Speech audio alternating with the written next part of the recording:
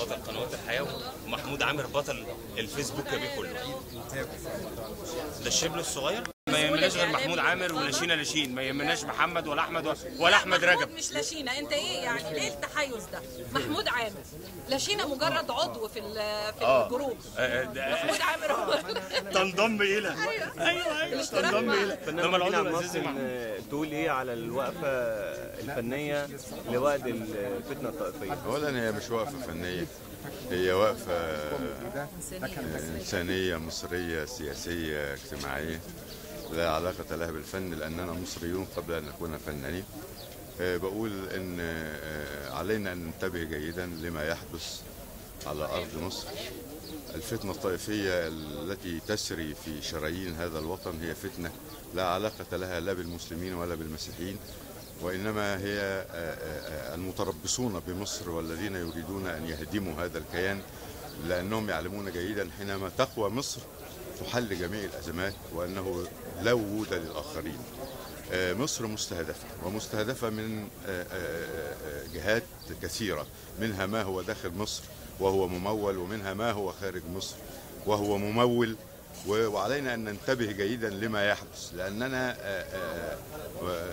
يحاول الاستعمار، تحاول أمريكا وتحاول إسرائيل ويحاول من يساندونها في المنطقة أن يحاصروا مصر بكل الطرق، سواء سياسيا أو اقتصاديا أو اجتماعيا أو من جميع الجهات. هذه الفتنة نحن قد عشنا مع الأقباط 140 عاما منذ مجيء الإسلام إلى مصر. لم تحدث أي نوع من أنواع الفتنة الطائفية، وكان المسلمون والأقباط يعيشون في سلام، متجاورين متحابين، إخوة يأكلون على زي ما بنقول كده بالبلدي طبلية واحدة. لم يحدث ما يحدث الآن. إذن ما يحدث الآن جديد وليس قديما، ليست له أي جذور في أرض هذا الوطن. علينا أن ننتبه جيدا، وعلينا أن نفرق بين ما كان وما يحدث الآن. ما يحدث الآن دخيل، وعلينا أن ننتبه، وعلينا أن سواء كنا مسلمين أو مسيحيين أن نعلم جيدا أننا مستهدفون، سواء كنا أقباطا مسيحيين أو كنا مسلمين.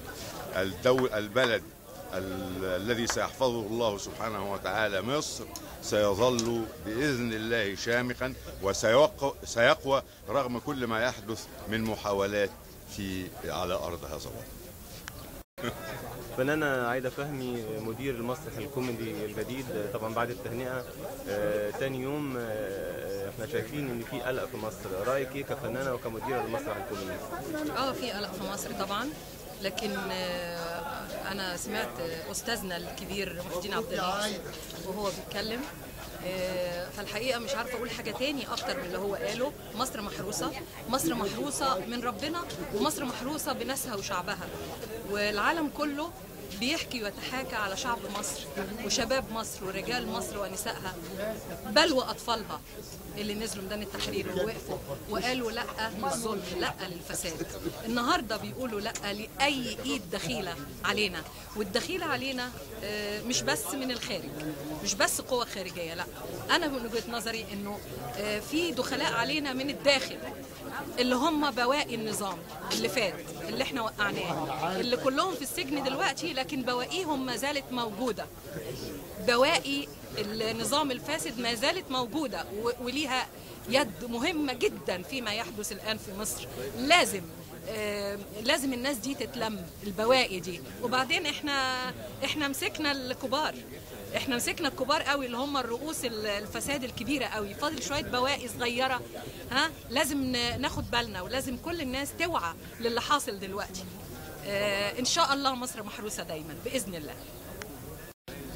استاذ دكتور اسامه ابو طالب، المتفائل دائما، راي حضرتك ايه في اللي بيحصل في الكارثه اللي بتمر بيها مصر العظيمه؟ انا الحمد لله متفائل دائما، لاني اظن دائما او اعتقد بايمان شديد يعني ايه ان مصر ابقى، وان الوطن اخلد، واننا لسنا عنصري الامه كما يقال، وانما نحن الامه معا، نحن ابناء الدم الواحد، ابناء التاريخ الواحد، ابناء الوطن الواحد، ابناء الرحم الواحد. يعني لسنا فريقين كل منهما يعتنق دينا مخالفا على الإطلاق، إنما